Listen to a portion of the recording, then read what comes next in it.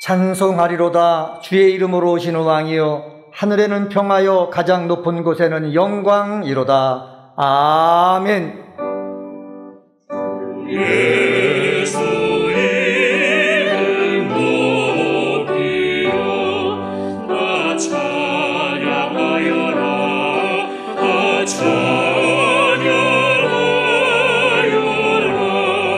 그 묘유한 일들여서 만유의 소리 찬양하세. 찬양하세. 찬양하세. 주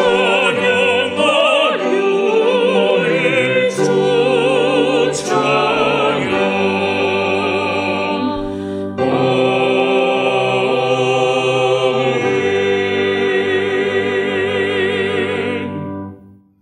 다 같이 찬송가 4장을 부르시겠습니다.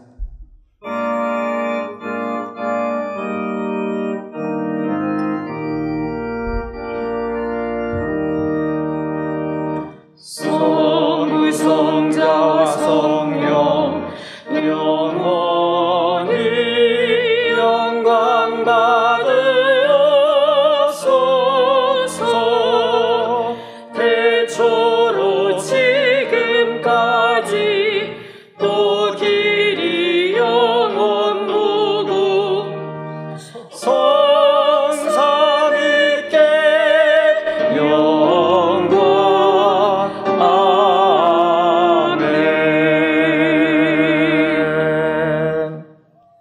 지난 한 주간을 돌이켜보며 간절한 마음으로 참회의 기도를 다 함께 드리겠습니다.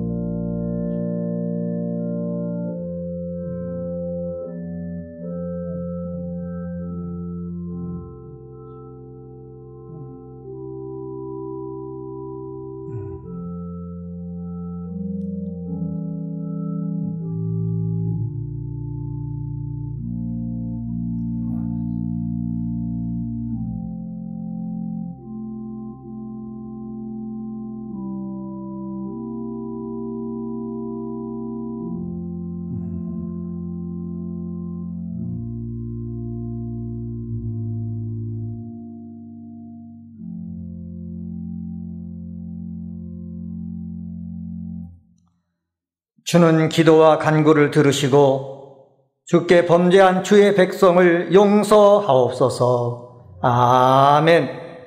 성시 교독은 교독문 129번 종료주일입니다. 교독문 129번 종료주일. 시온에 따라 크게 기뻐할지어다. 보라, 내 왕이 내게 임하시나니 그는 공의로우시며 구원을 베푸시며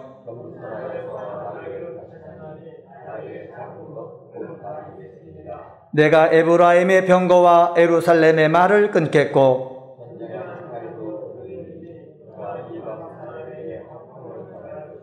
그의 통치는 바다에서 바다까지 이르고 앞에서 가고 뒤에서 따르는 무리가 소리 높여 이르되 주의 이름으로 오시는 이여 가장 높은 곳에서 호산나 하더라. 아멘.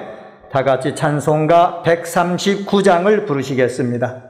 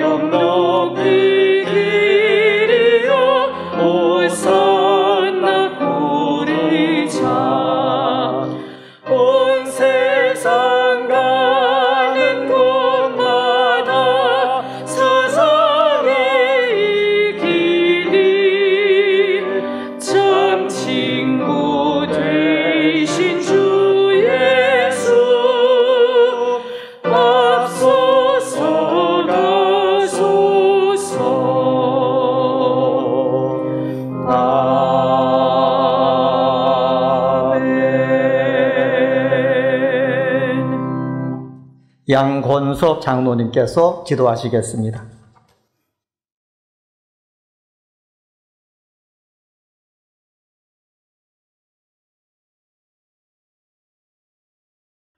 모든 만물이 생동하는 3월 마지막 주일, 주님이 고난당하신 종려 주일입니다. 우리의 몸과 마음을 다하여 호산나 다윗의 자손 예수 그리스도를 찬양합니다. 하나님 영광 받으시옵소서. 하나님, 지금 이 지구상에는 코로나19의 재앙과 우상숭배와 각종 기근과 전쟁으로 수많은 사람이 죽음의 공포와 경제적 고통으로 신음하며 죽어가고 있습니다. 이 모든 재앙은 인간이 교만하여 창조주 하나님께 불순종한 죄의 결과입니다. 우리 모든 허물과 죄를 회개합니다. 용서하여 주옵소서. 우리 교회의 기원인 새 예루살렘 같은 교회는 강림하는 교회, 함께하는 교회, 씻음받는 교회로서 수많은 생명을 구원하는 건강한 교회가 되기를 기도합니다. 하나님께서는 모든 인간을 구원하시기 위해서 대속의 죄를 지시고 십자가에 못 박혀 죽으신 후 죽음과 사망 권세를 이기시고 부활하셨습니다. 우리 성도들이 부활신앙으로 순종하며 주일 성수 잘하게 하옵소서. 은혜 광성교회 성전 건축을 축복하신 하나님, 지금까지 모든 공정을 순조롭게 인도해 주셔서 감사합니다. 하나님의 성전을 잘 건축하여 사흘 만에 중공검사를 받을 수 있도록 인도해 주시고 교회가 입당하여 수많은 생명을 구원하는 능력 있는 교회가 되게 하옵소서. 교회를 떠나 있는 성도들 속히 주님께 돌아오는 회복의 은혜를 주시고 가정마다 흩어져 있는 자녀들도 새 성전에서 다 함께 예배하는 은혜를 주시옵소서. 여호와 라빠 하나님, 저희 성도들 육신의 질병으로 고통 중에 있는 고통 중에 있는 자 주님의 능력으로 치료하여 주옵소서. 한나처럼 갈급한 자 새 생명도 주옵소서. 슬픔 당한 가정들 위로해 주시고 부부간 갈등과 상처들을 치료하여 주옵소서. 엘리야를 통하여 죽음의 삶에서 사르밧 과부의 가정을 살리셨던 것처럼 우리 성도들 사업 실패와 실직당한 가정들 여호와 살렘의 은혜로 속히 그 절망의 늪에서 건져 주옵소서. 금년 한 해 영아부에서 당에 이르기까지 각 기관의 모든 행사가 순종과 헌신으로 모든 것이 합력하여 선을 이루게 하옵소서. 은혜 광성의 자녀들 진로와 취업과 군통과 애국에 있는 자녀들 믿음으로 하나님께 순종하여 시냇가에 심은 나무가 시절을 쫓아 과실을 맺으며 그 잎사귀가 마리잠같이 그 행사가 다 형통하게 하옵소서. 모든 부모는 삶에서 자녀들에게 신앙의 본이 되어 믿음의 가문을 세워가게 하옵소서. 담임 목사님, 모세 같은 기도력과 말씀의 능력을 주시고 사방에 평안을 주옵소서. 부목사님과 강도사님, 전도사님, 목회사역 성령의 능력으로 넉넉히 감당하게 하옵소서. 하나님, 코로나19가 예배와 선교의 큰 장애물입니다. 이 재앙을 해결하여 주셔서 예배와 선교가 속히 회복되기를 간절히 기도합니다. 대한민국과 함께 하신 하나님, 이 백성이 창조주 하나님만을 경외하고 신뢰함으로 정치, 경제, 사회가 오직 공법을 물같이 정의를 하수같이 흐르는 나라로 세워가게 하셔서 이 민족이 평안과 형통함으로 세계 선교에 더 온전히 쓰임받기를 원합니다. 남북통일도 하나님의 주권으로 우리 민족이 감당할 수 있는 피 흘림 없는 평화통일을 허락하여 주옵소서. 이 시간 은혜 광성의 성도들 대명과 영상으로 하나님께 예배합니다. 예배를 돕는 가브리엘 찬양대 찬양을 받으시고 우리 예배를 통하여 오직 주님만 영광 받으시옵소서. 예수님의 이름으로 기도합니다. 아멘. 저 멀리 노를 건너에 그 십자가 위에 주 예수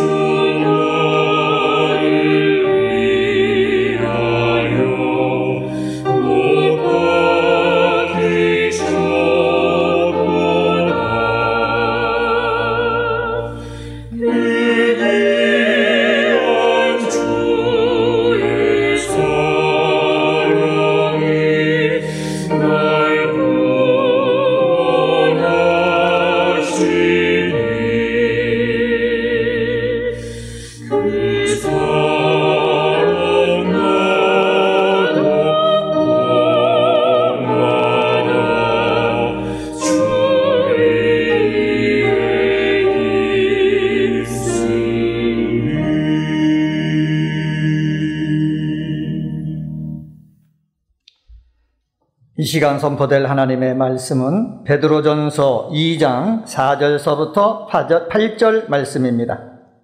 신약성경 378쪽입니다. 베드로전서 2장 4절서부터 8절에 있는 말씀 찾으신 줄 알고 하나님 말씀 받들어 읽겠습니다. 사람에게는 버림바가 되었으나 하나님께는 택하심을 입은 보배로운 산돌이신 예수께 나아가 너희도 산돌같이 신령한 집으로 세워지고 예수 그리스도로 말미암아 하나님이 기쁘시게 받으실 신령한 제사를 드릴 거룩한 제사장이 될지니라. 성경에 기록되었으되 보라 내가 택한 보배로운 모퉁이 돌을 시온에 두노니 그를 믿는 자는 부끄러움을 당하지 아니하리라 하였으니 그러므로 믿는 너희에게는 보배이나 믿지 아니하는 자에게는 건축자들이 버린 그 돌이 모퉁이의 머릿돌이 되고 또한 부딪히는 돌과 걸려 넘어지게 하는 바위가 되었다 하였느니라.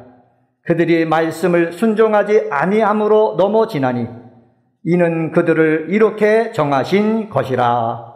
아멘.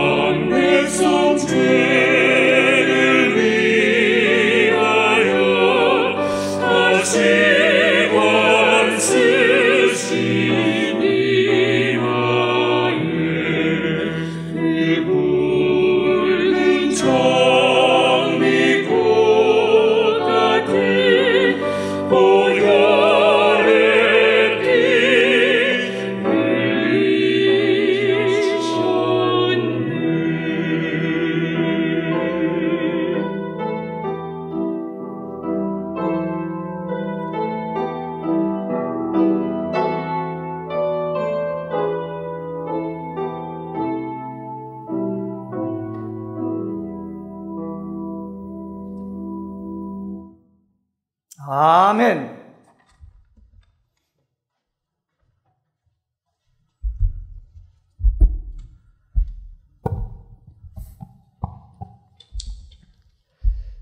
오늘은 예수님께서 우리들을 구원하시기 위해 십자가에 달리시기 위해 예루살렘에 입성하신 날을 기념하는 종려주일로 지키는 날입니다.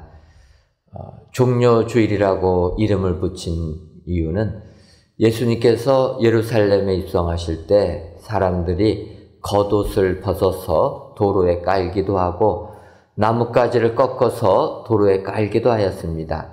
하지만 요한복음 12장 13절을 보면 종려나무 가지를 가지고 맞으려 나가 외치되 호산나 찬송하리로다 주의 이름으로 오시는 이 곧 이스라엘의 왕이시여 하더라. 다른 공간복음에는 나뭇가지라고 표현했는데 요한복음에서는 종려나무 가지를 가지고 우리 주님을 맞이하였다 이렇게 기록하기 때문에 예수님께서 예루살렘에 입성하는 주일을 우리가 종려주일이라 이렇게 칭하고 있습니다. 예수님 예루살렘에 입성하신 다음에 또 하나님의 말씀을 증거하시는 사역들을 감당하셨는데 특별히 유대인들, 대제사장, 서기관, 바리새인들에게 포도원 농부의 비유를 하시면서 또 그들에게 당신이 당하실 일들을 경고를 하셨습니다. 특별히 그 포도원 농부의 비유 끝부분을 보게 되면 예수님께서 시편 118편 22절 말씀을 인용하시면서 이렇게 표현하십니다. 건축자들이 버린 돌이 모퉁이의 머릿돌이 되었나니 이것은 주로 말미암아 된 것이요 우리 눈에 놀랍도다. 이스라엘 백성들이 주님을 받아들이지 아니하고 오히려 주님을 버리는 이러한 일을 미리 다 아시고 주님께서 포도원 농부 비유를 통하여서 이렇게 말씀하셨던 것입니다. 건축자들이 버린 돌이 모퉁이의 머릿돌이 되었다. 오늘은 이 주님이 하신 이 표현을 사도 베드로의 표현을 통해서 은혜를 받으려고 합니다. 오늘 택한 베드로전서 2장 4절부터 8절에 있는 말씀을 보게 되면 바로 이 예수님이 하신 말씀을 인용하면서 베드로가 이야기를 합니다. 특별히 시작이 되어지는 베드로전서 2장 4절에 사람에게 버림바가 되었으나 하나님께는 택하심을 입은 보배로운 산돌이신 예수께 나아가 우리 예수님을 사람에게 버림바가 되었지만 하나님께는 택하심을 입으신 예수님이 되었다. 여러분, 우리 예수님은 바로 하나님의 능력으로 말미암아 하나님의 택하심을 입으셔서 우리를 구원해 주시는 위대한 사역을 완수하신 우리 주님이신 줄 믿습니다. 따라서 오늘 베드로 전서에 있는 말씀, 사도 베드로의 목소리를 통하여서 하나님의 택하심을 입은 예수님이 어떠한 분이신가 이 시간 살펴보시고 이 예수님을 바로 하셔서 믿음 생활 승리하시는 축복의 성도님들이 되시기를 주님의 이름으로 축원합니다. 그렇다면 사람들에게 버림바 되셨지만 하나님의 택하심을 입은 예수님은 어떤 분이십니까? 첫째로 우리 주님 예수님은 산돌 되신 예수님이십니다. 앞서 읽었던 베드로전서 2장 4절을 다시 보면 사람에게 버림바가 되었으나 하나님께는 택하심을 입은 보배로운 산돌이신 예수께 나아가 이 하반절을 보게 되면 보배로운 산돌이신 예수님 이렇게 표현하고 있습니다. 어찌 보면 이 산돌이라는 표현을 보게 되면 조금은 우리의 이치하고는 맞지 않는 표현이라 이렇게 생각이 되어집니다. 까닭은 돌이라는 특징은 광물로서 돌은 생명력이 없기 때문입니다. 쉽게 말하면 우리가 돌을 다듬기 위해서 정을 가지고 돌을 이렇게 쪼개 되면 여러분 돌이 아프다고 합니까? 그래서 사람들이 째는 이 정을 돌이 피할 수 있습니까? 돌은 그럴 수가 없습니다. 아픔을 느끼지도 못하고 또 움직이지도 못하는 이런 그래서 죽어있는 게 돌인데 그 죽어있는 돌을 살아있는 돌이라 우리 예수님은 산돌이라고 표현한다라는 것입니다. 여러분 사도 베드로가 왜 이렇게 표현을 했겠습니까? 그것은 우리가 출애굽기를 보면서 알 수가 있기 때문입니다. 모세의 인도함을 받아서 애굽에 종살이하던 이스라엘 백성들 홍해 바다를 건너 이제 출애굽을 하였습니다. 그리고 하나님께서 약속해 주신 가나안 땅으로 가기 위하여 광야에 들어서게 됐는데 우리가 아는 대로 이 광야의 삶이라는 것은 너무나도 부족하고 척박한 환경이 광야라는 것입니다. 그러다 보니까 이스라엘 백성들 광야에 들어서게 되니까 마실 물이 없어가지고 다 목말라 죽게 되었던 것입니다. 한쪽에서는 모세를 원망하기도 합니다. 이때 모세가 하나님께 기도하니까 하나님께서 너가 바위 위에 올라서라. 그리고 그 바위를 치게 되면 그 바위에서 물이 솟아날 것이다. 하나님이 이렇게 말씀하십니다. 그래서 모세가 하나님의 말씀에 순종하여서 바위에 올라가서 바위를 치니까 그 바위가 쪼개져서 그 속에서 샘물이 솟아나게 되었다. 결국은 반석에서 나오는 샘물을 통해 이스라엘 백성들이 기갈을 해결한 것처럼 우리 예수님은 우리에게 생명수 되시는 예수님이시기 때문에 우리가 주께 나오게 되면 생명수를 마사 우리에게는 생명을 얻게 된다. 영생의 축복을 누리게 된다. 그래서 사도 베드로는 우리 예수님을 살아있는 돌이라 산돌로 표현하고 있다는 것입니다. 오늘 귀한 예배를 드리시는 저와 여러분들이 우리 예수님은 우리에게 생명을 주시는 죽은 돌이 아니라 살아계신 돌이라 확실히 아셔서 이 예수님 붙잡고 믿음 생활 승리하시는 축복의 성도님들 되시기를 주님의 이름으로 축원합니다. 산돌하게 되니까 생각나는 사람이 한 명이 있습니다. 그것은 리빙스톤이라는 사람입니다. 우리가 어렸을 때 위인 전집을 보게 되면 리빙스톤 해가지고 탐험가로 알려져 있지만 사실은 리빙스톤은 선교사입니다. 그가 은혜 받고 신학을 공부하고 의학까지 공부한 다음에 아프리카로 들어가게 됩니다. 그래서 남아프리카 공화국 케이프타운에 도착해 보니까 아프리카라는 큰 대륙에 아직도 내륙 깊은 곳에는 너무나도 힘들고 어려운 사람들이 있다라는 것을 알게 되어서 그는 아프리카 내륙으로 들어가게 됩니다.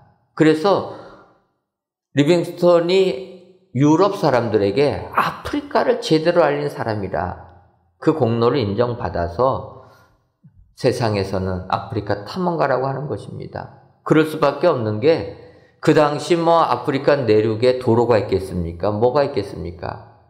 그 아프리카 내륙 깊은 곳에 있는 사람들에게 복음을 전하려고 리빙스톤은 걸어서 그곳까지 수천 킬로를 들어갔다는 것입니다. 들어가다 보니까 새로운 것을 발견하게 되고 그러다 보면 탐험가가 되었다는 것입니다. 세상은 리빙스톤을 탐험가라 이야기할지라도 선교사로 복음을 전한 분입니다. 어려운 병든 원주민들 의술을 배웠기 때문에 고쳐주면서 복음을 전했다. 우리가 아는 대로 잠비아와 짐바브웨 사이에 큰 폭포가 있습니다. 빅토리아 폭포라고 하는 그 폭포입니다. 그 빅토리아 폭포를 이름을 붙인 사람이 바로 리빙스톤이라는 것입니다. 그 폭포는 그 전에도 다 사람들이 이야기했겠지만 리빙스톤이 복음 전하러 내륙으로 들어가다가 큰 폭포를 보게 됩니다. 여러분, 이 빅토리아 폭포의 규모는 우리가 잘 아는 나이아가라 폭포보다도 높이가 2배나 됩니다. 그래서 108m에서 그 물이 떨어지는 그 웅장한 폭포, 그 폭포를 리빙스톤이 보고 그거를 유럽에다가 알리게 되었습니다. 그래서 이름을 뭐라고 붙였냐면 그 당시 영국 여왕 빅토리아 여왕이 있어서 그 폭포의 이름을 빅토리아 폭포로 붙였고 지금도 그래서 그것이 빅토리아 폭포로 알려지게 되었다는 것입니다.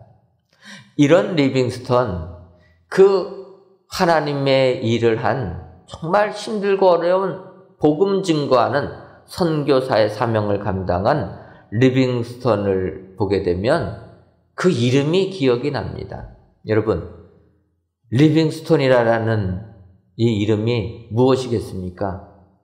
영어로 리빙, 거기에 돌을 말하는 스톤, 바로 산돌, 똑같다라는 것입니다.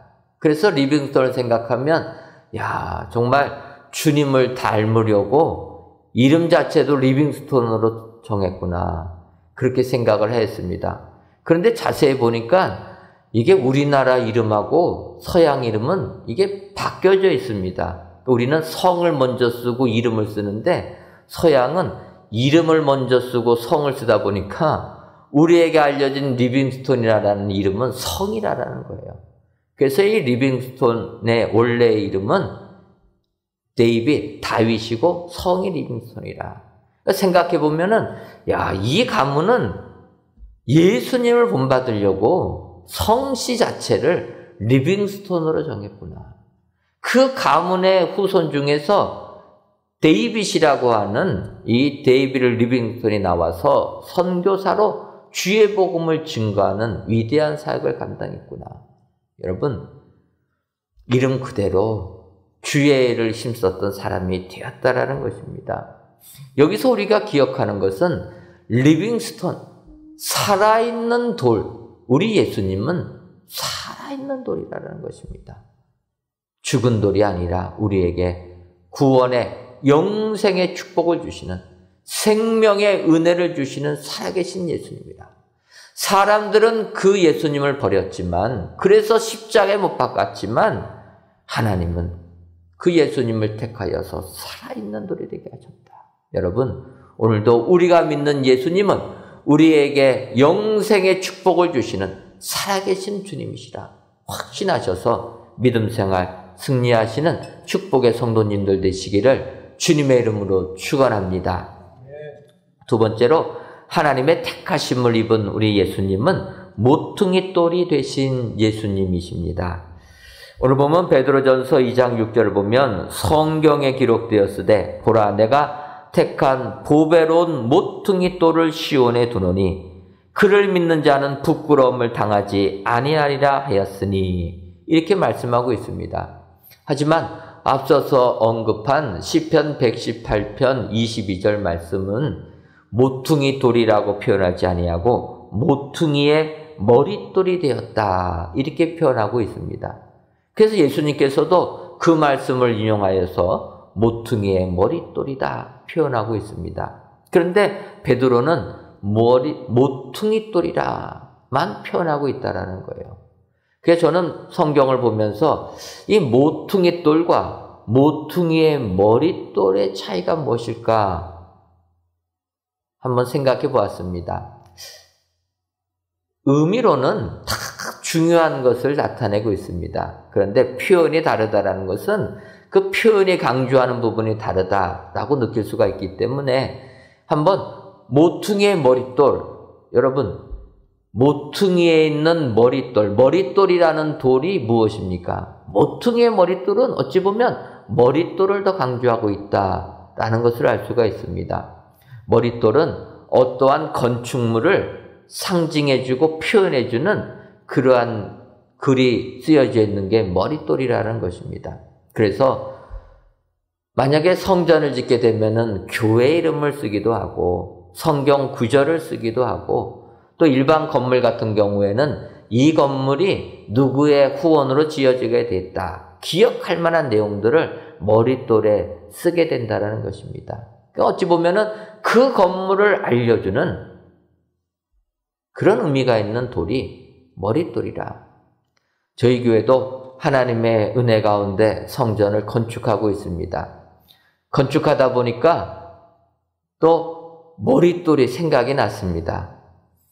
이 머릿돌, 우리 은혜광성교회 이름이 쓰여져 있는 머릿돌을 해야 될 텐데, 이거를 어디다 놔야 될까 생각을 하다 보니까 결국은 많은 사람들이 볼 수 있는 장소는 모퉁이라는 거예요. 한 면이 아니라 모퉁이. 우리 주님은 바로 이런 모퉁이에 있는 머릿돌 같은 분이다. 가장 중요하신 분이다. 우리 주님은 이런 주님이신 줄 믿습니다. 그런데 오늘 본문의 베드로는 모퉁이 돌이라고 표현하는 거예요. 이 모퉁이 돌은 무엇입니까?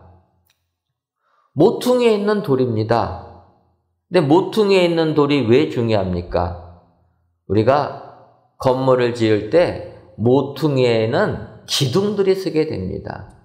그러니까 모퉁이에 기둥들이 서게 되는데 그 기둥을 받쳐주는 기초석이 없으면 기둥이 그냥 계속 땅속으로 들어가게 되는 거예요. 땅은 무르기 때문에 건물이 올라가서 무게가 생기면 계속 땅으로 들어갑니다.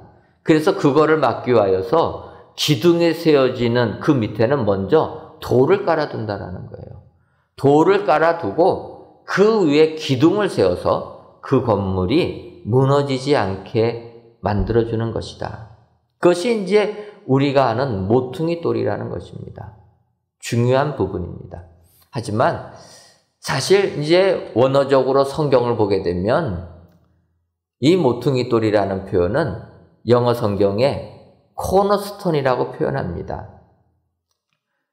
코너스톤, 어찌 보면은 모퉁이 돌로 해석을 번역할 수가 있는데 이 건축하는 방법이 좀 달라가지고 내용들이 조금은 달라집니다. 그래서 영어에서 코너스톤이라고 표현하는 이 단어는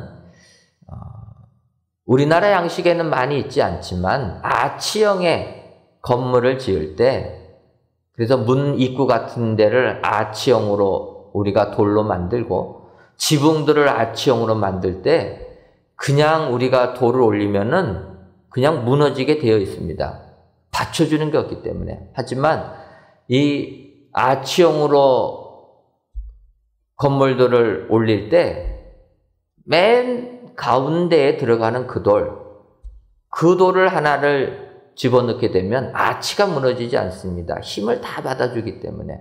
그래서 그 아치형을 만드는 건축물의 맨 가운데에 들어가는 돌, 그래서 밑부분은 좁고 윗부분은 넓은 그 돌을 코너스톤이라고 하는 것입니다. 그래서 그 코너스톤이 없어지게 되면 그 건물은 설 수가 없이 무너지게 된다는 것입니다. 우리 예수님은 우리 신앙의 코너스톤 같은 분이시다. 예수님이 없으시면 건물이 유지되지 못하고 무너지게 된다라는 것입니다. 우리가 아는 대로 믿음의 조상 아브라함부터 하나님을 믿는 사람들이 많이 생겨났습니다.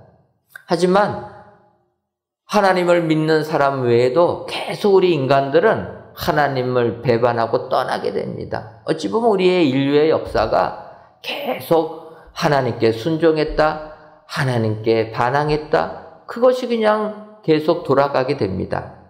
그러다가 2000년 전에 하나님께서 그래가지고는 안 되겠다.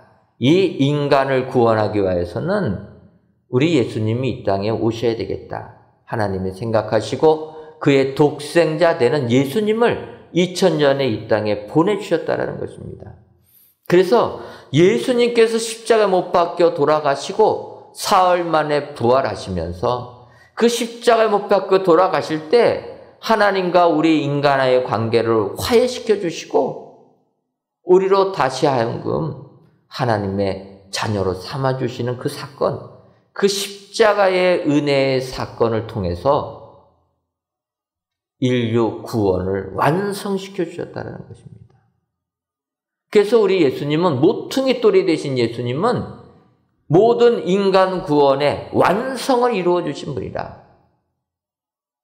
그래서 지금에는 다른 메시아가 필요 없다라는 것입니다. 여러분, 지금도 자기가 그리스도라 하는 자들이 얼마나 많이 있습니까? 그게 다 가짜라는 것입니다. 왜냐하면 우리 예수님이 2000년 전에 오셔서 우리의 구원 사역을 완성시켜 주신 분이라. 우리 예수님은 이 같은 모퉁이 돌이 되시는 주님이신 줄 믿습니다. 그래서 이 예수님을 우리가 믿고 우리의 신앙을 든든히 세워가야 될 줄 믿습니다. 지금도 세상에는 우리를 현혹하는 사람들이 너무나 많이 있습니다. 미혹의 영이 우리들을 미혹하고 있다는 것입니다. 하지만 우리 예수님은 우리의 모퉁이 돌이 되신다. 우리 인간의 구원 사역을 완성시켜 주시는 분이 되신다. 여러분 기억하시고 모퉁이 돌 되시는 예수님 확실히 믿으셔서 구원의 은혜를 누리시는 우리 축복의 성도님들 되시기를 주님의 이름으로 축원합니다. 그리고 끝으로 하나님의 택하심을 입은 우리 예수님은 걸림돌 되신 예수님이십니다. 오늘 보면 베드로전서 2장 8절을 보면 또한 부딪히는 돌과 걸려 넘어지게 하는 바위가 되었다 하였느니라. 그들이 말씀을 순종하지 아니함으로 넘어지나니 이는 그들을 그렇게 정하신 것이라. 하나님께서는 온 인류를 사랑하셔서 예수님을 이 땅에 보내주셨습니다. 하지만 이 세상 사람들 중에서는 그 예수님을 구세주로 믿는 사람이 있는 반면에 아무리 이야기하여도 그 예수님을 믿지 아니하는 사람이 있다라는 것입니다. 바로 그 예수를 믿지 아니하는 사람들, 그런 사람들이 오늘 우리 예수님을 그들에게 걸림돌이 되게 만들어 주셨다라는 것입니다. 여러분, 걸림돌이라는 게 무엇입니까? 우리가 길을 가다가 작은 돌에 걸리게 되면 넘어지게 됩니다. 그래서 그렇게 우리를 넘어지게 만드는 그 돌을 우리가 걸림돌이라고 표현합니다. 그런데 성경에는 우리 예수님이 넘어지게 하는 바위가 되었다. 작은 돌뿌리가 아니라 그들로 하여금 완전히 넘어지게 만드는 큰 바위 같은, 그래서 그들로 넘어지게 만드는 걸림돌이 되었다라는 것입니다. 여러분, 걸림돌 되신 예수님이라는 게, 이 걸림돌이 의미하는 게 무엇입니까? 바로 우리 주님의 십자가의 죽으심이라는 것입니다. 이 십자가의 그가 세상 사람들에게는 이것이 걸림돌이 되었다는 거예요. 여러분, 지금도 우리가 주변 사람들 전도하지 않습니까? 그래서 십자가로 돌아가신 예수님, 이 예수님 믿으라고 하면은 뭐라고 이야기합니까? 십자가 달려 죽는 그런 메시아를 믿느니 차라리 내 주먹을 믿겠다고 하지 않습니까? 그들에게는 십자가의 도가 도대체 믿어지지 아니하는 걸림돌이 되었다라는 것입니다. 이 걸림돌은 바울도 마찬가지였습니다. 바울이 다메섹 도상에서 예수님, 부활하신 예수님 만나기 전까지는 예수님 믿는 사람들, 십자가에 달려 돌아가신 그 예수를 믿는 사람들 잡아 죽이는 사람이 바울이었다는 것입니다. 그런데 그가 다메섹 도상에서 부활하신 예수님 만나자 거듭나는 사람이 되었다는 것입니다. 그리고 이전에 자기가 알고 있었던 모든 지식들은 배설물과 같이 여겼다. 오직 이 십자가에 달려 돌아가신 우리 주님, 그 십자가의 도만이 우리를 구원해주는 하나님의 방편이다 확신하게 되어서 그 십자가의 도를 전하는 사람이 되었습니다. 이럴 때 바울이 이렇게 고백합니다. 고린도전서 1장 23절과 24절을 보면 우리는 십자가에 못 박힌 그리스도를 전하니 유대인에게는 거리끼는 것이요 이방인에게는 미련한 것이로되 오직 부르심을 받은 자들에게는 유대인이나 헬라인이나 그리스도는 하나님의 능력이요 하나님의 지혜니라. 바울이 자기가 부활하신 주님 만나고 나니까 십자가의 은혜를 깨닫게 되었다는 것입니다. 그래서 이 십자가의 도를 세상 사람들에게 전하니까 유대인들에게는 거리끼는 것이라는 것입니다. 이방인들에게는 미련한 것이었다라는 거예요. 세상 지혜로 보니까 십자가에 달려 돌아가신 주님은 미련해 보인다라는 것입니다. 유대인들의 관점에서 보게 되면은 이것은 말도 안 되는 창피한 거리끼는 것이 되었다. 하지만 부르심을 받은 자들에게는 십자가의 도가 하나님의 지혜다, 하나님의 능력이다, 바울은 고백한다라는 것입니다. 여러분, 하나님께서는 온 인간을 사랑하셔서 예수 그리스도를 이 땅에 보내주셨습니다. 그리고 하나님께서는 모든 인류가 주님을 믿기를 원하십니다. 하지만 그 인류 가운데 어떤 자들은 예수 믿는 것이 꺼리끼는 것이 되어서 거침돌이 되어서 안 믿게 된다는 것입니다. 우리는 이것을 알아야 됩니다. 그래서 하나님의 부르심을 받은 것이 우리에게 은혜가 되는 줄 믿습니다.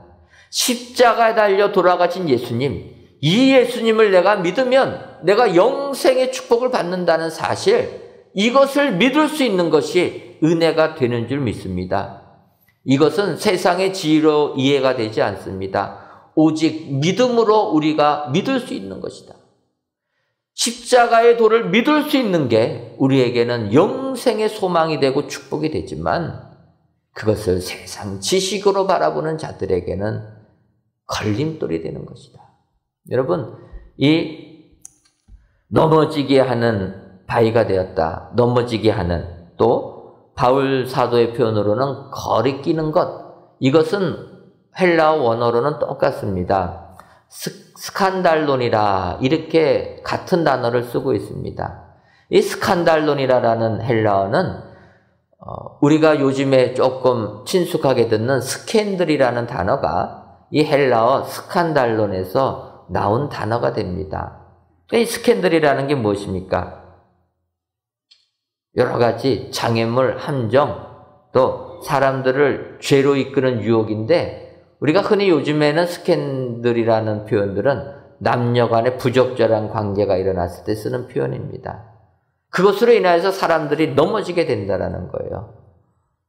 예를 들면 미국 클린턴 대통령이 백악관에서 루인스과 부적절한 스캔들이 생기지 않았습니까?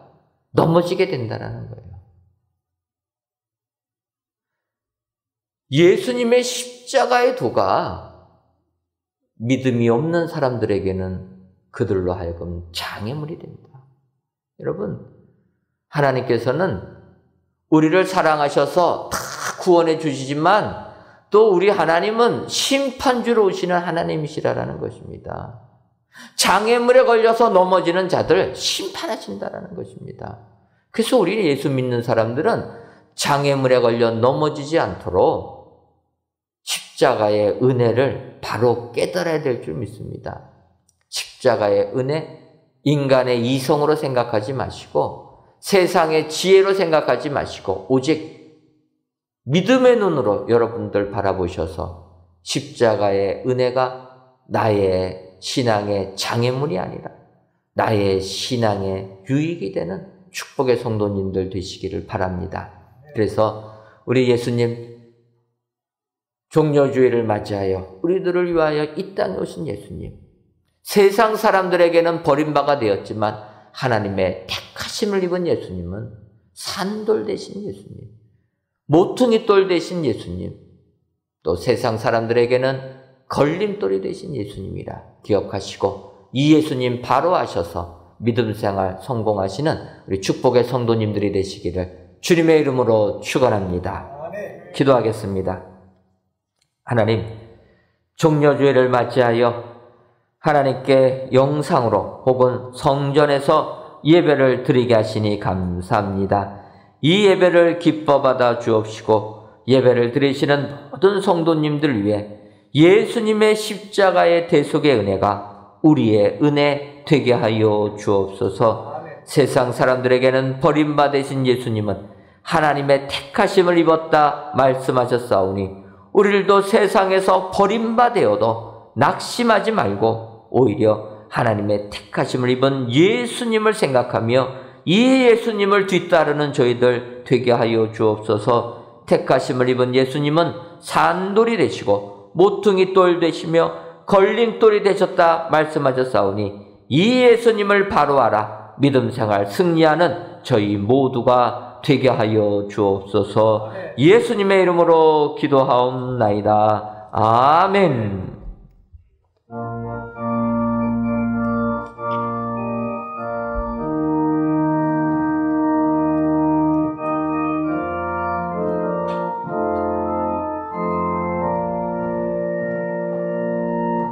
갈보리 산 위에 십자가 섰으니 주가 고난을 당한 표라.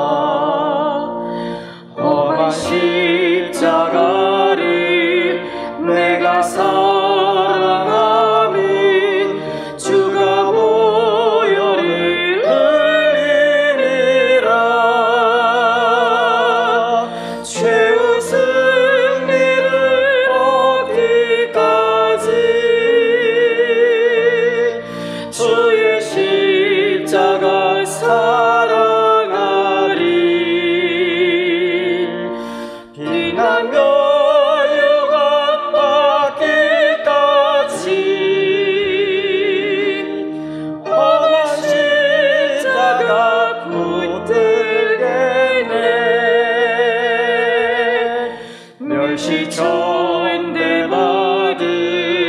주의 십자가에 나의 마음이 끌리도다.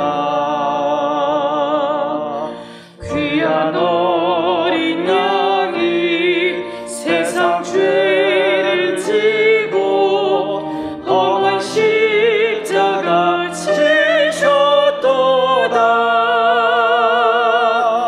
최후 승리를 얻기까지 주의 십자가 사랑하리. 비난며 유관 받기까지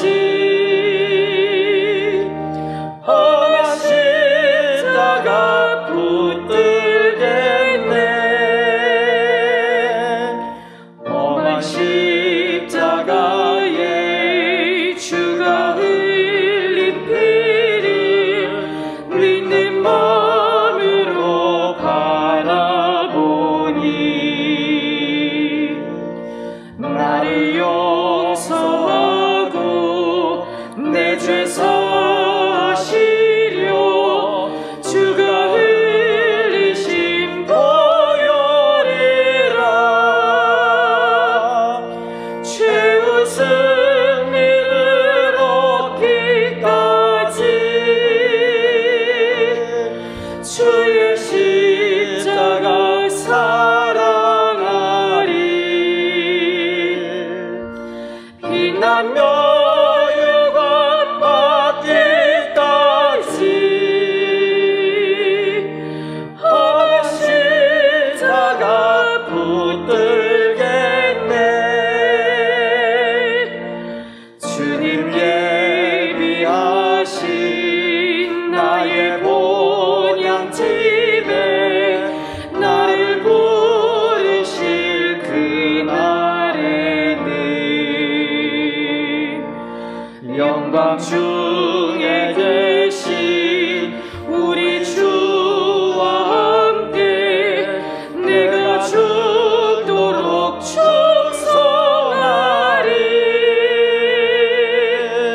최후 승리를 얻기까지 주의 십자가 사랑하리. 빛나며 유관 받기까지 험한 십자가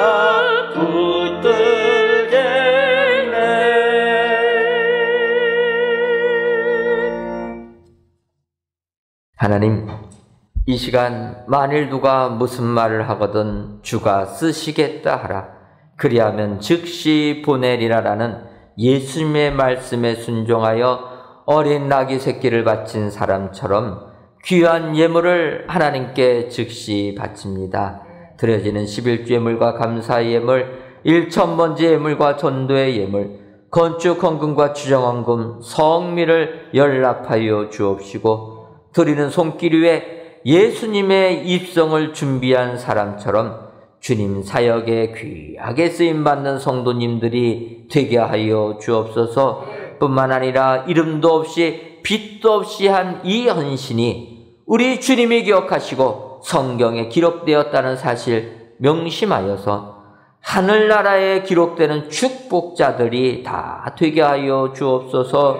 하나님, 코로나19로 인해 우리 교회 성도님뿐만 아니라 전 국민이, 아니 온 세계가 고통 중에 있습니다. 바라기는 이 어려움 속히 물러가게 하시고 물질적인 어려움 속에서도 모두가 다 벗어나는 이 민족 되게 하여 주옵소서. 예수님의 이름으로 기도하옵나이다. 아멘. 옆에 분들 보시면서 인사 나누도록 하겠습니다. 택가심을 입은 예수님은 산돌이 되십니다. 택가심을 입은 예수님은 산돌이 되십니다. 한 번 더 인사하겠습니다. 택가심을 입은 예수님은 모퉁이 돌이 되십니다. 택가심을 입은 예수님은 모퉁이 돌이 되십니다. 이런 예수님 바로 알아셔서 믿음 생활 승리하시는 우리 성도님들 다 되시기를 주님의 이름으로 축원합니다. 교회 소식 전해드리도록 하겠습니다. 오늘은 주님께서 예루살렘에 입성하신 것을 기념하는 종려주일입니다. 따라서 이번 주간은 이제 고난주간이 되게 됩니다. 여러분들 우리 주님의 그 고난을 생각하시면서 모든 공예배에 함께해 주시면 감사하겠습니다. 아울러 다음 주일은 저희들 부활주일로 지키도록 하겠습니다. 작년 코로나19가 발생됐을 때는 저희들이 아예 성전에 모이지를 못해가지고 성전에 모이는 첫 예배 시간을 부활절로 저희가 지켰는데 올해는 이제 조금 시간이 흐르다 보니까 작년처럼 완전히 폐쇄를 하지 않아서 지금 20% 성전 예배가 가능한 상태가 되었습니다. 또 부활절을 연기할 생각도 하니까 언제 이게 끝날지도 예상할 수가 없어서 조금은 아쉬운 감은 있지만 저희가 부활주일 다음 주일 절기대로 맞춰서 부활주일을 지키려고 합니다. 우리 성도님들 기억하시고 부활절 다음 주일에는 우리 온 식구들과 같이 예배를 드리시는 우리 성도님들 되시기를 바랍니다. 성전 건축 광고입니다. 이번 주간 저희들 공사하는 내용들은 지상 5층 테라스 바닥 합성 데크 설치 작업부터 해서 지하층까지 각 층마다 저희들이 공사를 진행합니다. 이 지상 5층은 우리가 식당으로 공사하는 구간입니다. 그래서 식당을 저희들이 꾸미면서 식당하고 카페를 겸하여 할 수 있게끔, 그래서 식당 인테리어는 천장 이거 없애는 요즘 유행하는 스타일로 이렇게 했습니다. 그리고 테라스 부분에는 합성 데크를 해서 카페 같은, 그래서 식사하시고 밖에 베란다, 테라스에 나가셔서 또 커피를 잡술 수 있게끔 이렇게 공사를 진행하고 있습니다. 이런 공사들 기억해 주시고, 또 성전 건축하여 기도해 주시는데 지하 1층 주차장 콘크리트 폴리싱 작업도 진행하고, 또 엘리베이터 완성 검사, 대지 경계석 설치 등 마무리 작업들을 진행합니다. 여러분들 계속 기도로 후원해 주셔서 은혜 가운데 준공검사 받고 우리가 또 이 땅에서 예배 드릴 수 있도록 여러분들 기도해 주시면 감사하겠습니다. 2021년도 상반기 교사대학 은혜 중에 진행되고 있습니다. 우리 교사분들과 학부모님들 많은 참여를 바라고, 성전 건축을 위한 전교인 기도회가 우리가 입당할 때까지 매월 첫째 날 오전 6시에 모여서 기도합니다. 이번 4월 1일이 목요일입니다. 저희들 기억하시고 성전 건축을 위한 이날만큼은 성전 건축을 위하여서 우리가 기도한다. 기억해 주시고 목요일 많이 참여해 주시면 감사하겠습니다. 다 같이 찬송가 236장 4절을 부르시겠습니다.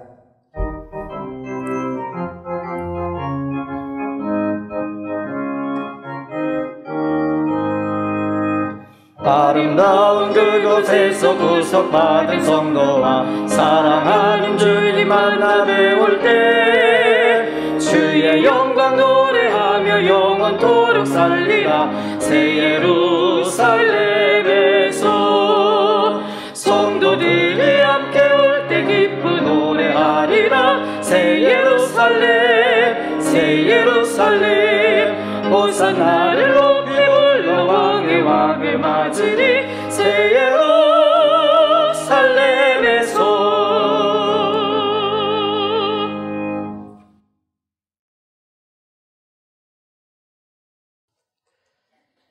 이제는 우리 주 예수 그리스도의 크신 은혜와 하나님 아버지의 한량없는 사랑하심과 성령님의 교통하심이 택하신 예수님을 바로 알아 믿음 생활 승리하기로 다짐하는 사랑하는 은혜광성교회 모든 성도님들 위에와 속한 가정 위에 이제로부터 영원토록 함께 있을지어다. 아멘.